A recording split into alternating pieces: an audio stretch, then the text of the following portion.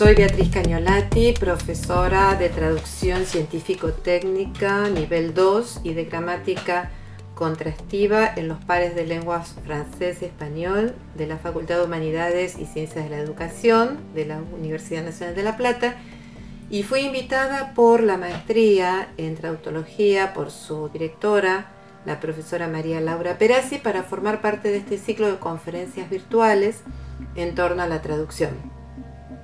Esta charla tiene como propósito y como título la producción textual y el uso del lenguaje sexista o del lenguaje inclusivo.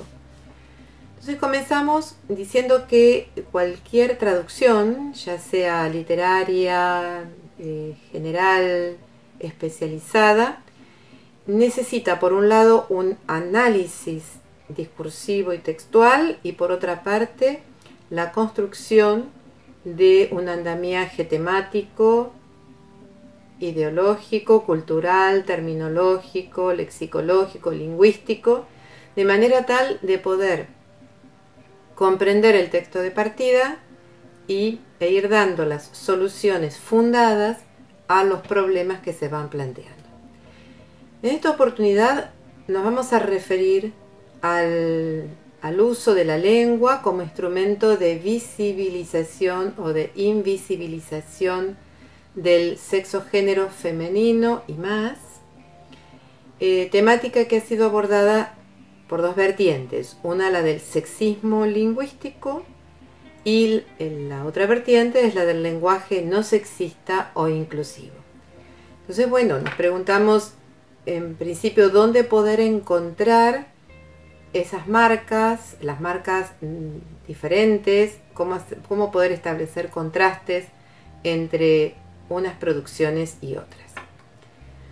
Bueno, al respecto debemos decir que la producción textual con presencia femenina está originariamente ligada a la literatura feminista, por ejemplo la canadiense, en la que autora y traductora comparten la creación en pie de igualdad.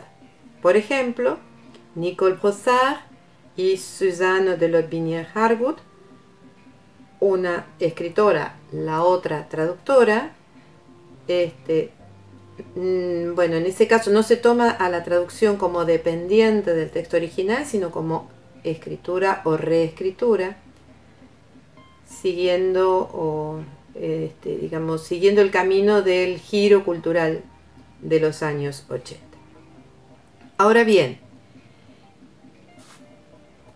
si bien nacen, las marcas femeninas nacen en la literatura, luego van permeando otros textos, los textos que denominamos pragmáticos o vehiculares, siguiendo el concepto establecido por Jean Delisle, y que considera él, ¿no es cierto?, que nosotros tomamos como textos que dan información, pero sin búsqueda estética. Dentro de estos discursos pragmáticos o vehiculares, en principio Sánchez ve que el discurso científico de las ciencias sociales lo rescata o comienza a utilizarlo. Luego Martín Ruano da otros discursos como el biosanitario, el jurídico, el editorial, el profesional.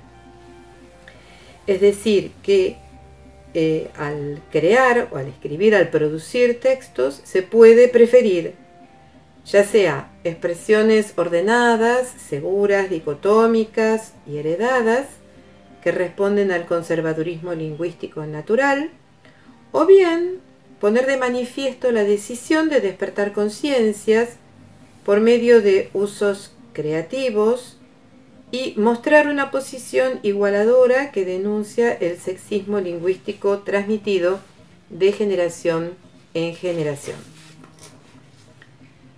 Llegamos entonces a esta idea de qué es sexismo, qué entendemos por sexismo lingüístico y qué entendemos por lenguaje inclusivo. Partimos de la definición de androcentrismo que da la RAE como la visión del mundo y de las relaciones sociales centrada en el punto de vista masculino, y, como apunta Lidia Taifet de Aya, esta visión del mundo es cultural, está incorporada y por esa razón pasa inadvertida y se la considera inmodificable. Esta mirada androcéntrica se hace patente, por ejemplo, cuando la gramática toma el femenino como caso marcado respecto del masculino.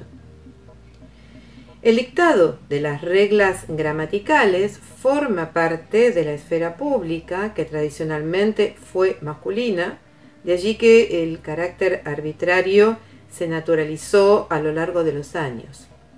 Como decíamos, el feminismo identificó esta arbitrariedad, la puso de manifiesto en los debates iniciados en los años 60 y sigue resistiendo al sexismo, que es entendido como la discriminación de personas de un sexo por considerarlo inferior a otro, o bien la asignación de valores, de capacidades y roles diferentes a hombres y mujeres, exclusivamente en función del género. Ahora bien, en lo que a lo que nos interesa, que es la lengua, ¿no es cierto?, ¿cuáles son los mecanismos utilizados? Allí vemos, dentro del sexismo lingüístico, vemos los genéricos. La UNICEF, por ejemplo, dice para cada niño. En ese cada niño, bueno, está generalizando a las dos entidades, ¿no es cierto?, niña, niño. O la concordancia. La concordancia dice los niños y niñas más pequeños. Tanto determinante como el adjetivo están en masculino. Toma las dos identidades, niños y niñas, como desdoblamiento, pero la concordancia la hace en masculino. Otro elemento es el invariable. El invariable es el determinante. Corresponsal, no sabemos si corresponsal se refiere a la corresponsal o al corresponsal. Bien. Digamos que dentro de los mecanismos del sexismo lingüístico, a lo que se tiende es al uso del principio, al ejercicio, ¿no?, del principio de economía de las lenguas, por generalización. En cambio, en el lenguaje inclusivo, encontramos una serie de mecanismos. La diferenciación genérica, desdoblamiento, hermana, hermano, el invariable pero con determinante, la corresponsal, el uso de heterónimos, madre, padre, el uso de nombres de pila, sobre todo cuando tenemos que hacer, cuando construimos como profesoras, que construimos una bibliografía. En general las normas lo que nos dicen es que se escribe el apellido y solamente la inicial del nombre. Considero que es, digamos que hay una ganancia si escribimos el nombre también, el nombre en femenino o el nombre en masculino. En caso Dansette Jeanne, o de Lille Jean. Otros elementos u otros mecanismos que existen en las lenguas, como son las palabras, los epicenos, es decir, aquellas palabras que reúnen tanto al femenino como al masculino, como por ejemplo persona, víctima, ser humano. Los colectivos, el alumnado, el vecindario, y estos elementos son aconsejados, el uso de estos elementos es aconsejado por las guías de lenguaje inclusivo. Allí donde la lengua no tiene respuesta, entonces aparecen neologismos o formaciones marginales. Por ejemplo, sadres, Sadres es una forma para indicar madres y padres. Entonces, evitar el desdoblamiento. O el masculino de azafata, digamos, porque es una profesión que está ligada al género femenino. Entonces, bueno, aparece esta propuesta, azafato, que está tomado de la gramática descriptiva de la lengua española. O el uso de símbolos, la barra, la arroba, el guión, el asterisco. Lo que pasa es que esto es interesante para el uso en lengua escrita, pero luego se hace complicado, si no imposible, la lectura. Y luego esta nueva propuesta, que ya tiene unos años, el uso de la vocal E. De la vocal E de manera tal de aunar género femenino y masculino en una sola palabra. En lugar de chicos y chicas, chiques. Hijos e hijas, hijes. Bien. Los debates sobre esta temática comenzaron hace mucho tiempo, continúan. Nosotros solamente hacemos referencia al debate entre el lingüista Álvaro García Meseguer y digamos, la respuesta que tiene la Real Academia a la propuesta de Álvaro García Meseguer, para quien en principio había hablado sobre la lengua sexista y luego avanza y dice no, en realidad la lengua española no es sexista. Quienes son sexistas son los y las hablantes. La Real Academia Española en el año 2012, a través de un informe, Sexismo lingüístico y visibilidad de la mujer, es un informe escrito por Ignacio Bosque y que fue suscripto por la totalidad de los académicos. Decía que en ese informe reconoce la existencia de discriminación hacia la mujer, de violencia doméstica, de acoso sexual, de desigualdad entre hombres y mujeres en la distribución de las tareas domésticas, pero a su vez critica los análisis sexistas y considera que algunas de las estrategias de la mujer y en particular el desdoblamiento léxico, da como resultado un estilo alambicado y ese estilo habría que evitarlo.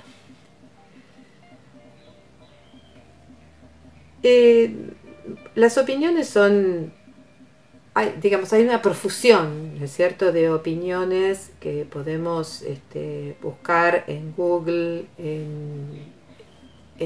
a partir de distintas entidades que se van pronunciando sobre el tema y que se han ido pronunciando, pero también ha habido acciones y sigue habiendo las acciones sobre política lingüística. Por ejemplo, allá en el año 1990 vemos Femmes, j'écris ton nom, que es una guía de ayuda a la construcción de oficios, de nombres de oficios, de títulos en femenino. Luego tenemos estas otras, las recomendaciones para el uso de un lenguaje inclusivo de género del Alto Comisionado de las Naciones Unidas para los Refugiados. Bueno, dice los refugiados, pero luego considera que habría que evitar la palabra el refugiado, los refugiados y utilizar epicenos, por ejemplo, la persona refugiada. Hemos considerado acá también la guía para el uso de un lenguaje no sexista e igualitario, que es argentino. No está consignado el año en la publicación. Se puede, deducir por las autoridades de esa época, ¿no es cierto? De las autoridades en el Congreso de esa época. También es interesante. Bueno, y hay muchísimas más en distintos países, en España, en Francia. Bueno, ahora con respecto a Francia, si bien existen guías, hubo en el año 2017, se pronunció el primer ministro en contra del uso del lenguaje sexista en las publicaciones del boletín oficial. Nos interesa también la publicación de la Fundación del Español Urgente, que es un lugar para visitar, para consultar, porque es de fácil acceso y además tiene archivos diferenciados con distintos temas. Por ejemplo, uno dirigido al masculino genérico, otro al femenino de cargos, otro a puestos y profesiones, desdoblamientos, etc. Y también son interesantes diversas opiniones. Yo acá tomé la de Alain Rey, porque es un lingüista muy reconocido, un lingüista francés muy reconocido, y que dice así, que el hecho de que haya 99 mujeres y un hombre, y que esa realidad se transforme en ellos, cuando hacemos el plural, es escandaloso. Además, considera que la situación se agrava por el hecho de que la lengua francesa no tiene neutro. Y entonces la concordancia la hace en masculino. Después nos llamó la atención también este artículo de La Nación del 2018, que es una lista de términos, de palabras, de neologismos, y que evidencian esta diferencia entre femenino y masculino.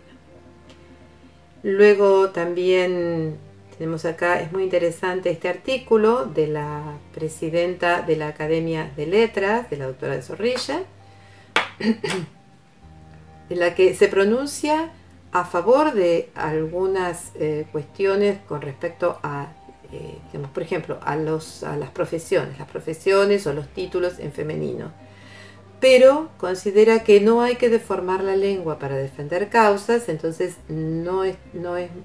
es renuente al uso de la E, como los ejemplos que vimos antes de chiques o hijes. Y en las antípodas de esta postura aparece la propuesta de constitución igualitaria, que es formulada por la Fundación para el Estudio para Estudio e Investigación de la Mujer. Bueno, pasamos entonces a comentar algunos ejemplos tomados de algunos de ellos de un proyecto de investigación que hemos llevado adelante con un grupo de docentes investigadoras de las disciplinas de español, de francés y de inglés. Un proyecto que partió del análisis de género discursivo ensayo, de textos sobre estudios de género, a partir de originales en español, originales en inglés y en francés, con sus respectivas traducciones. El proyecto se denominó el micronivel lingüístico y la ideología en textos sobre estudio de género, y se hizo el relevamiento y análisis de los mecanismos lingüísticos discursivos de presencia y recuperación del género femenino en corpus textuales trilingües, originales y traducidos al español. Vamos a tomar algunos muy pocos ejemplos, tanto como para percibir la variación de recursos que muestran, ¿no? Bueno, allí en este caso vemos una oración tomada de Violencias del Mundo Global, Inscripciones e Identidades Esencializadas, de la doctora María Luisa Femenías.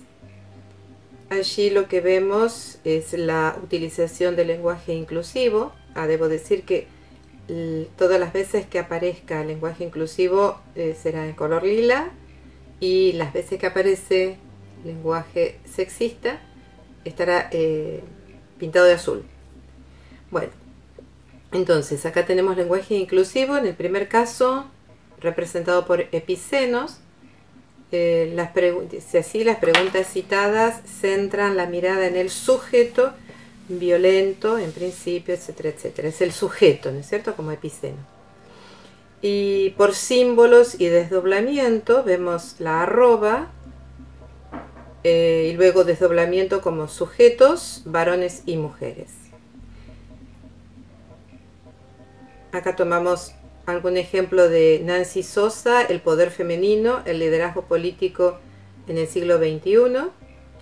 Y en estos 4 renglones vamos a encontrar algunos ejemplos de sexismo lingüístico y otros de lenguaje inclusivo. Vemos, por ejemplo, empleados y empleadas, obreros y obreras, es decir, desdoblamiento, amas de casa como sustantivo variable, amos de casa sería el correspondiente del masculino. Vemos sustantivos invariables, pero que no están precedidos de determinante ni de adjetivación. Y luego genéricos, los jóvenes. Entonces, en ese genérico está incluyendo tanto al género femenino como al masculino y demás. En este caso vamos a tomar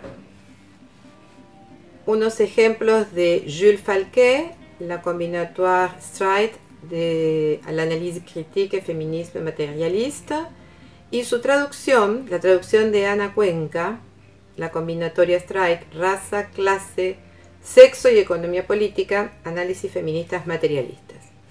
En el texto de partida, bueno, no tenemos ningún problema porque aparece les prolétaires, y como estructuralmente el francés dentro del determinante en plural incluye el femenino y el masculino, entonces bueno, con le no hay ningún problema, y prolétaire tampoco, porque prolétaire es invariable, así que allí están incluidos todos los géneros. En cambio, en el texto de llegada, la traductora optó por símbolos, es decir, esa totalidad de géneros la está representando por el asterisco, dice sobre todo entre los, bueno, eso que es muy difícil de, digamos, es imposible de pronunciar, ¿no es cierto? Bien.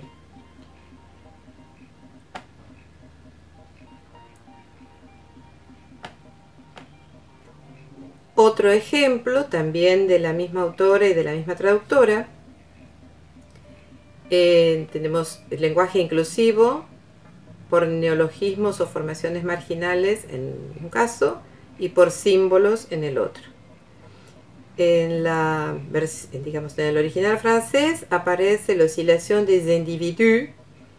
La palabra individu es palabra masculina, no aparece, digamos, dentro del sistema de la lengua el femenino, pero hay una creación de la autora, o sea que va a agregar la E y después la S de plural.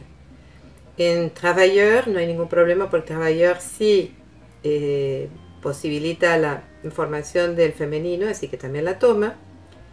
En cambio, de una manera muy económica, la traductora recupera todos los géneros a través del asterisco.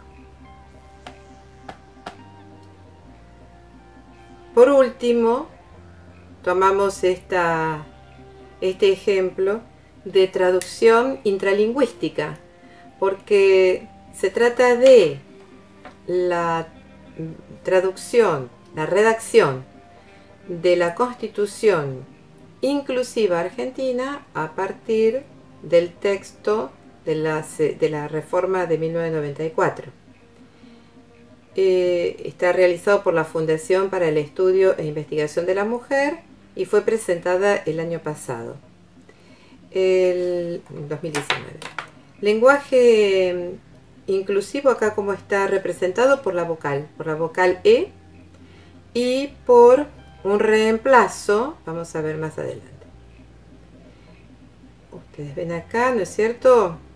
El les, nos les representantes, reunides, participio, pronombre, nosotres, indefinido. Y en este caso, en les humanes, lo presenté así porque en la versión original es y para todos los hombres del mundo.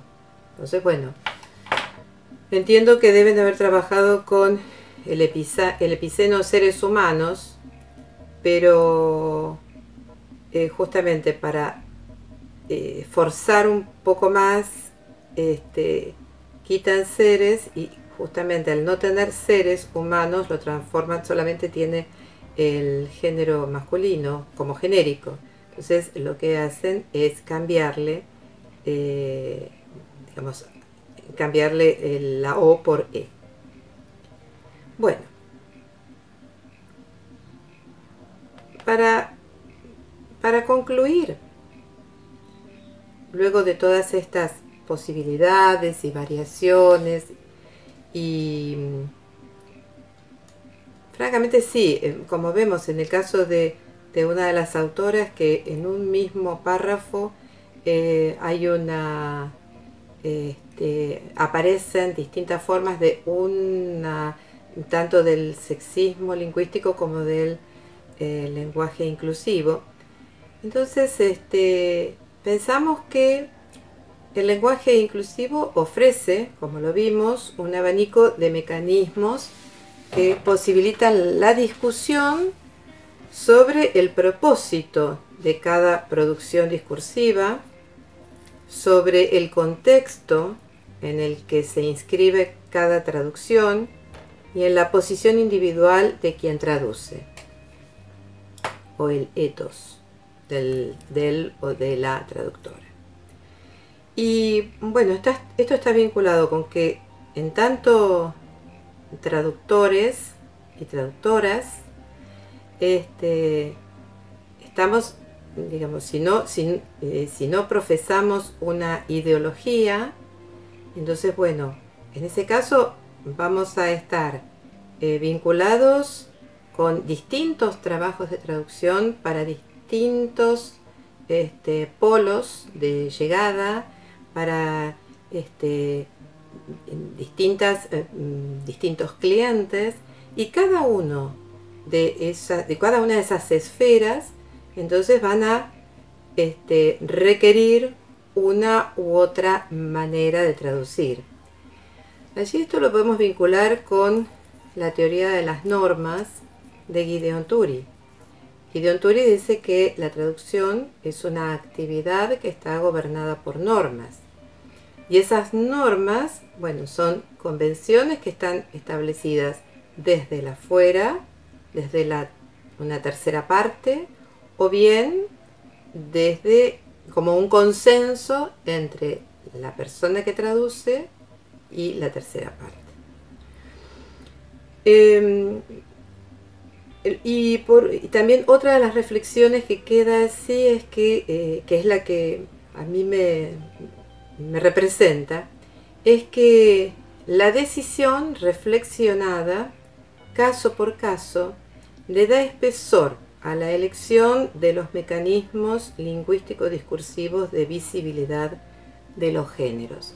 Es decir, que considero que cada vez que estoy frente a una posibilidad de incluir o no, pienso en el contexto, pienso en el destinatario, y a partir de allí entonces resuelvo.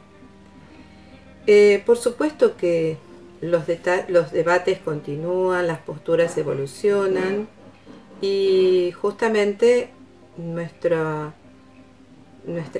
actividad se desarrolla con las lenguas que están en constante movimiento, que siguen vivas, y que bueno, poco a poco aparecerán reemplazos en todas las esferas, o seguirá manteniéndose, por ejemplo, en la esfera académica o de los colectivos más radicalizados, el empleo de una forma o de otra forma.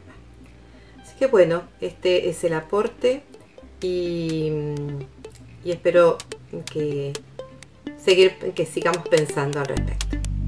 Muchas gracias.